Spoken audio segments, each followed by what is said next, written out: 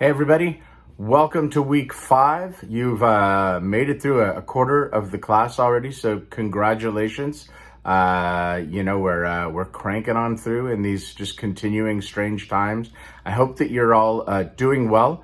Once again, I'm not going to keep harping on this every week, but I am noticing that there are still folks that are not replying to the reminders, the announcements, the videos, different things that I'm putting out there. That's your prerogative. That's all fine and well, but I want you all to be successful in the class. And so that's why I put these things out there. So if you're having issues or you're not sure what's going on, please make sure that you're reading the announcements and or watching these welcome to the week videos, that you're reading my comments, that you're doing all the stuff that needs to be done so that you can do well. That I would love to have a semester where everybody got an A. I'd probably get in trouble for it, but I think that would be really cool. Anyways, so it is week 5. I'll try to make this video shorter than others. There will be various questions embedded into them. And just so that you know, I don't even go into these videos knowing what I'm going to ask. So that means that there's going to be random things popping up, maybe referencing what I talk about. Maybe it's something from the materials from last week.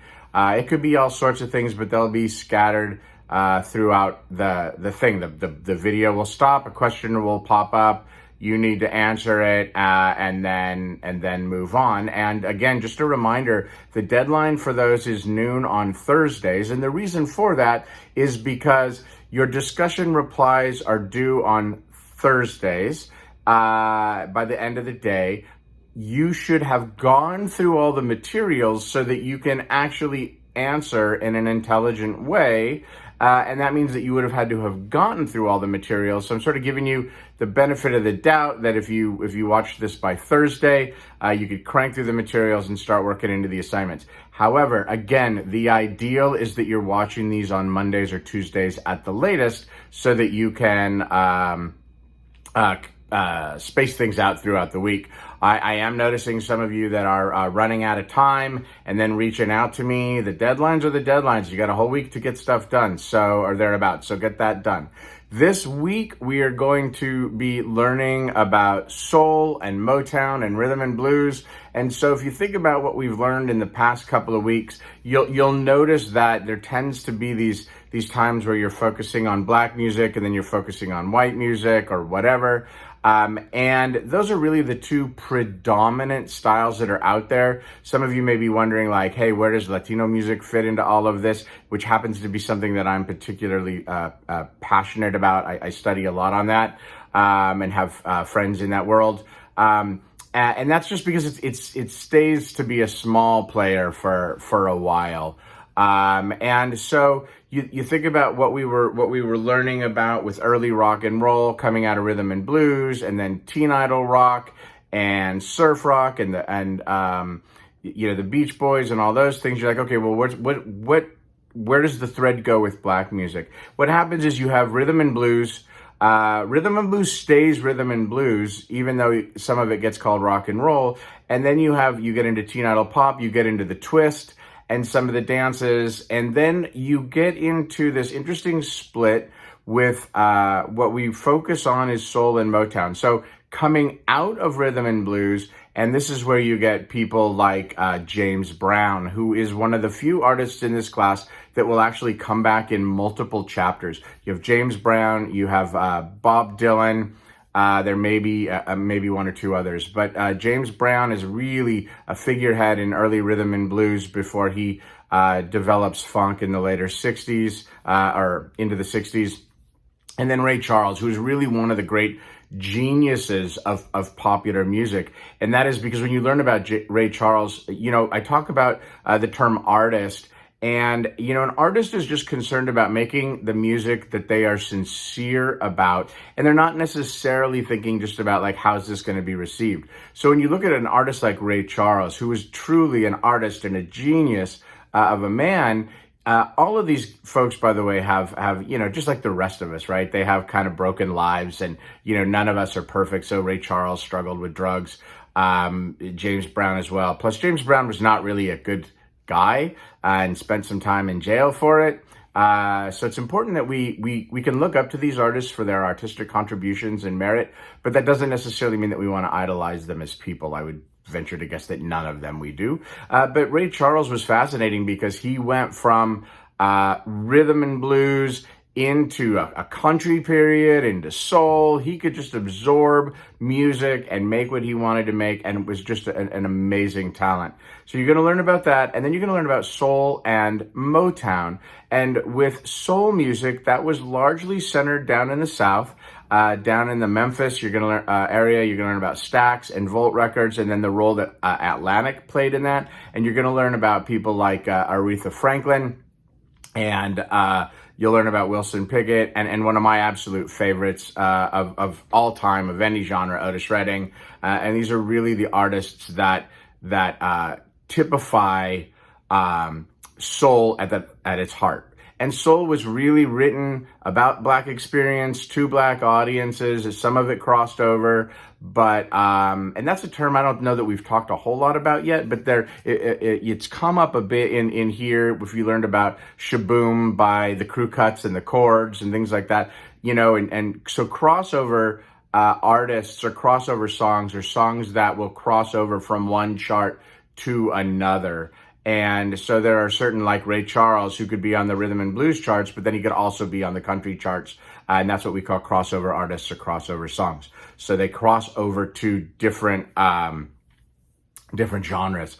And so you're going to, again, learn about these soul artists, the role that Atlantic, which was an independent record label, started by Ahmet and Nesuhi Erdogan, and the important role that they had. And Atlantic was a huge influence on a lot of music. Not only were they important to a lot of Black artists, but later they ended up signing people like Led Zeppelin. And so they're really an important label. And then you're going to learn about Motown. And Motown, started by Berry Gordy, was based in Detroit. And Motown is short for the Motor City, which was the nickname of Detroit because there was the automotive industry was in there, and that's why it became known as the Motor City. And for any of you that know who Ted Nugent is, his nickname was the Motor City Madman, also from Detroit. Also, you'll learn about Iggy Pop, Iggy and the Stooges, the MC5, also from Detroit. It's a really important place. And so Berry Gordy had a very different tack with music. He really wanted to make music, popular music, the sounds of young America. He wanted to make popular music that was raceless. So he would sign Black artists. All of his artists were Black, but he would send them to finishing school. He would, get them dressed nice, speaking nice. And I know in the context of looking back from 2021, this could even be construed as racist. It was very smart business at the time on Berry Gordy's thing, because his idea was, the race shouldn't matter. The race of the artist shouldn't matter. Great songs are great songs. Great artists are great artists. And great songs should, so you have songs like Stop in the Name of Love and My Girl and all of that. Race should never play a factor. And so he was very successful in doing that, and he became a very wealthy man. Sometimes not always the most scrupulous way in the business world. He would not always give his writers the royalties that they were really due. But it's kind of an interesting business. It still is today. It hasn't really changed a lot in those ways. And so when you have, the Four Tops and the Temptations and Diana Ross and the Supremes and Martha Reeves and the Vandellas and all of these different artists that came out of this, it's really quite amazing. And so you're going to learn about that. And I want you really to pay a lot of attention to soul music, what it sounds like, where it comes from, how it reflects the time that it's coming. You notice that a lot of my questions, almost always, I will ask you about how does it reflect the time? And then later in those questions, I'll ask you, do you see any artists that are doing something similar today? Now, that doesn't mean are they doing the same thing. So for example, we had some students when I asked about, are there current artists that were doing who would be like a modern day Elvis? Some of you were thinking, well, nobody was like Elvis. And it's like, you got to think a little big picture. I wasn't necessarily asking for Elvis specifically, but are there artists out there that are breaking down barriers? A lot of you, when you wrote about Elvis, you didn't really hit on the racial impact that he had musically and societally and things like that. It's very important. So when you're doing this assignment, I'm just giving you a little heads up. Think about that. Think about Motown and how the music, the look, the sound reflects it, and really pay attention to Motown and how it changes in the second half of the 60s with songs like Cloud 9 and later What's Going On. I want you to be mindful because you're going to be asked about that. I don't want you looking it up. I don't want you plagiarizing. We had a bunch of it recently. And I have absolutely no tolerance for plagiarism. So some of you have already been warned, and the next time it's out.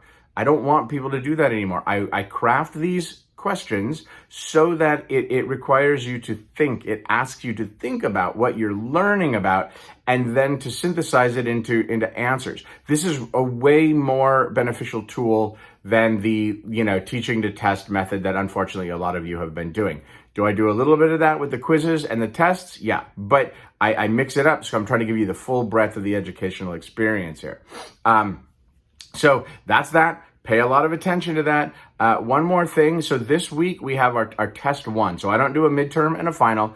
I do 3 tests that it's 100 multiple choice questions, largely drawing from your quizzes.